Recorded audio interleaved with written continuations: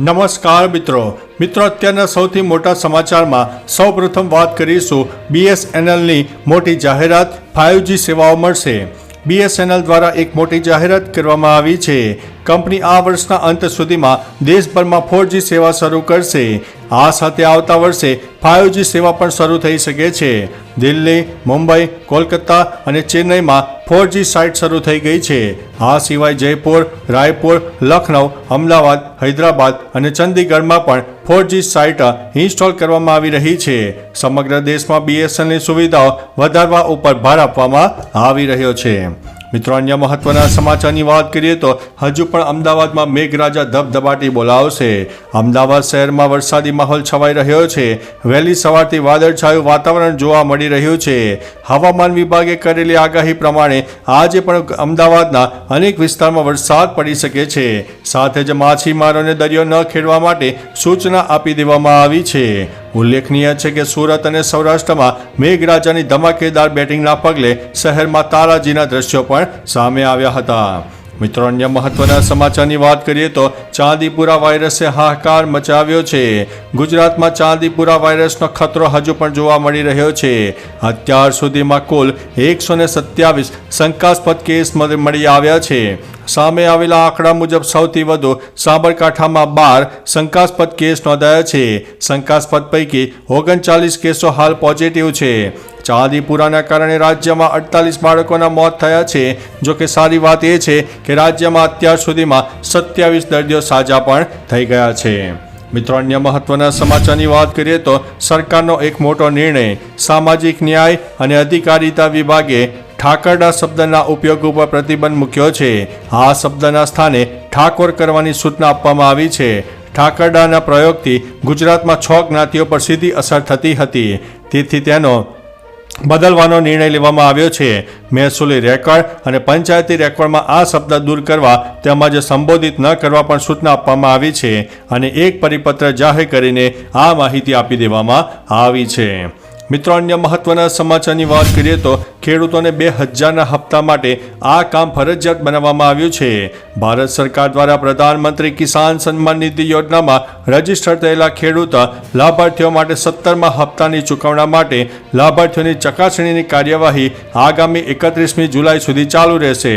પ્રધાનમંત્રી કિસાન સન્માન નિધિ યોજના હેઠળ ભારત સરકાર દ્વારા 13મા હપ્તાથી બેંક ખાતાનું આધાર શેડિંગ, DBT ઇનેબલ કરાવવું તેમજ 15મા હપ્તાથી KYC કરાવવું ફરજિયાત કરવામાં આવ્યું હતું। રાજ્યના ખેડૂતો લાભાર્થીઓને અત્યાર સુધીમાં KYC કે બેંક ખાતાનું આધાર શેડિંગ અથવા તો DBT ઇનેબલ કરાવવાનું બાકી હોય તે તમામ લાભાર્થીઓએ તે સત્વરે પૂર્ણ કરવાનું રહેશે, તેમ ખેતી નિયામકશ્રીએ યાદીમાં જણાવ્યું છે। મિત્રો, અન્ય મહત્વના સમાચારની વાત કરીએ તો અતિવૃષ્ટિના કારણે ખેડૂતોને રાહત પેકેજની માંગ સામે આવી છે। દેવભૂમિ દ્વારકામાં ખાસ કરીને કલ્યાણપુર તાલુકાના અનેક ગામોમાં આભ ફાટ્યું હતું। એક અઠવાડિયામાં સમગ્ર ચોમાસાના ઋતુનો 140% જેટલો વરસાદ વરસી ગયો હતો, જેને લઈને સમગ્ર કલ્યાણપુર તાલુકામાં અતિવૃષ્ટિ સર્જાઈ ગઈ છે। ગામડાઓ બેટમાં ફેરવાઈ ગયા છે। ખેતરો તલાવડી બની ચૂક્યા છે। અતિવૃષ્ટિના પગલે ખેડૂતોને અસહ્ય નુકસાની વેઠવાનો વારો આવ્યો છે। ઊભો પાક નિષ્ફળ થવાની ભીતિ છે।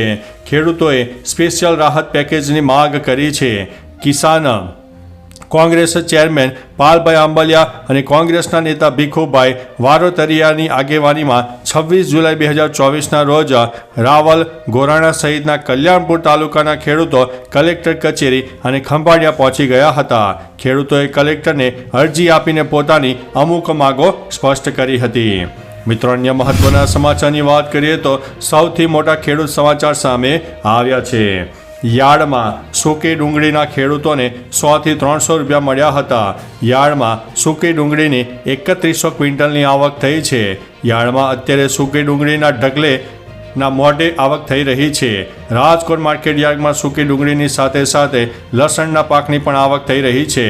યાર્ડમાં 450 ક્વિન્ટલ લસણની આવક થઈ છે। યાર્ડમાં 1 મણ લસણનો ભાવ ખેડૂતોને 1460 થી 3300 રૂપિયા મળ્યો છે। રાજકોટ માર્કેટ યાર્ડમાં 2100 ક્વિન્ટલ ટુકડા ઘઉંની અને 610 ક્વિન્ટલ લોકવન ઘઉંની આવક થઈ છે. ટુકડા ઘઉંનો ભાવ 488 થી 623 રૂપિયા અને લોકવન ઘઉંનો ભાવ 497 થી 540 રૂપિયા એક મણના મળ્યા હતા. મિત્રો, અન્ય મહત્વના સમાચારની વાત કરીએ તો ખેડૂતોને ખાતર લેવા માટે 15,000 રૂપિયાની સહાય. ભારતના પ્રધાનમંત્રી શ્રી નરેન્દ્રભાઈ મોદી દ્વારા ખેડૂતોના કલ્યાણ માટે ઘણી યોજનાઓ બહાર પાડે છે. ખેડૂતોને સીધો લાભ મળે તે હેતુથી પ્રધાનમંત્રી કિસાન સન્માન નિધિ યોજના હેઠળ અનેક યોજનાઓ પણ બહાર પાડવામાં આવી છે. ગુજરાત રાજ્ય સરકાર દ્વારા પણ અનેક યોજનાઓ ઓનલાઈન મૂકવામાં આવેલ છે. ખેડૂતોની આવક બમણી કરવા અને ખેતીના ખર્ચને ઘટાડવા માટે આ યોજના બહાર પાડવામાં આવેલ છે. રાજ્ય સરકાર ખેતીમાં ડ્રીપ ઇરિગેશનનું પ્રમાણ વધે તે હેતુથી વોટર સોલ્યુબલ ખાતર યોજનાનો લાભ આપવામાં આવે છે. મિત્રો, અન્ય મહત્વના સમાચારની વાત કરીએ તો સ્માર્ટ મીટર લગાવવાની કામગીરી સ્થગિત, લોકોમાં ખુશીનો માહોલ. UGVCL દ્વારા સ્માર્ટ મીટર લગાવવાની કામગીરીને લઈને લોકોમાં ભારે રોષ જોવા મળ્યો છે. જો કે હાલત એવી છે કે કામગીરી સ્થગિત કરી દેવામાં આવી છે. શહેર સહિત જિલ્લામાં સ્માર્ટ મીટર લગાવવાની કામગીરી હાલ સ્થગિત કરવાનો પરિપત્ર સામે આવ્યો છે. સ્માર્ટ મીટર લગાવવાની કામગીરી બાબતે ધારાસભ્ય કિરીટ પટેલે ઉર્જા મંત્રીને પત્ર પણ લખ્યો હતો. મિત્રો, અન્ય મહત્વના સમાચારની વાત કરીએ તો સરકારે જાહેરાત કરી છે કે ફ્રી ઇન્ટરનેટ આવનારા દિવસોમાં મળી શકે છે. દેશમાં મૂળભૂત સુવિધાઓ સાથે ઇન્ટરનેટને જોડવા જઈ રહેલા ફ્રી ઇન્ટરનેટ બિલ પર વિચારણાને સરકારે મંજૂરી આપી દીધી છે. આ બિલમાં દેશના પછાત અને ગરીબ વર્ગના લોકોને મફત ઇન્ટરનેટ આપવાની યોજના બનાવવામાં આવી છે. તેનો ઉદ્દેશ્ય છે કે દેશના ગરીબો ડિજિટલ ઇન્ડિયાથી દૂર ન રહે, જેમાં સરકાર દ્વારા કોઈપણ ચાર્જ વિના ઇન્ટરનેટ મફત આપવામાં આવશે. ફ્રી ઇન્ટરનેટ બિલ ગયા વર્ષે ડિસેમ્બરમાં રાજ્યસભામાં રજૂ કરવામાં આવ્યું હતું. રાષ્ટ્રપતિએ ગૃહને આ બિલ પર વિચાર કરવાની ભલામણ કરી છે. આ બિલનું નામ રાઇટ ટુ ફ્રી ઇન્ટરનેટ છે. મિત્રો, અન્ય મહત્વના સમાચારની વાત કરીએ તો લીલા શાકભાજીના ભાવ આસમાને પહોંચ્યા છે. લીલા શાકભાજીના ભાવ વધી રહ્યા છે. મોંઘવારી મુદ્દે સરકાર મૂક પ્રેક્ષક બની હોય તેવું લાગી રહ્યું છે. લોકો ખરીદીમાં કાપ મૂકવા મજબૂર બન્યા છે. વટાણા 160 રૂપિયા કિલો, સરગવો પણ 180 રૂપિયાના ભાવે વેચાઈ રહ્યો છે. ટામેટાના ભાવ વધીને કિલોના 120 થયા છે. આદુના ભાવ પણ 150 થયા છે. કોથમીરે પણ સેન્ચુરી વટાવી છે. કોથમીર 100 ગ્રામના 10 રૂપિયાના ભાવે વેચાઈ રહી છે. તુવેરના ભાવ તો કિલોના 250 સુધી પહોંચી ગયા છે. મિત્રો, અન્ય મહત્વના સમાચારની વાત કરીએ તો મોદી સરકારનો મોટો નિર્ણય. મોદી સરકારની બીજી કેબિનેટ બેઠક બુધવારે યોજાઈ હતી, જેમાં મોટા 5 નિર્ણયો લેવામાં આવ્યા છે. મોદી સરકારે ખેડૂતોને મોટી ભેટ આપી છે. કેન્દ્રીય મંત્રી અશ્વિની વૈષ્ણવે કહ્યું છે કે ખરીફ પાક માટે MSP વધારવાની મંજૂરી આપવામાં આવી છે, જેમાં 14 પાકોનો સમાવેશ કરવામાં આવ્યો છે. જેમાં ડાંગરની નવી MSP 2300 રૂપિયા નક્કી કરવામાં આવી છે, જે અગાઉની MSP કરતાં 117 રૂપિયા વધુ છે. કપાસની નવી MSP 7,121 રહેશે. તેની બીજી વિવિધતા માટે નવી MSP 7,521 રૂપિયા હશે, જે પહેલાં કરતાં 501 રૂપિયા વધુ છે. તો ચાલો મિત્રો, ફરીથી દેશ અને દુનિયાના સુપરફાસ્ટ સમાચાર લઈને મળતા રહીશો. ત્યાં સુધી અમને રજા આપશો. નમસ્તે.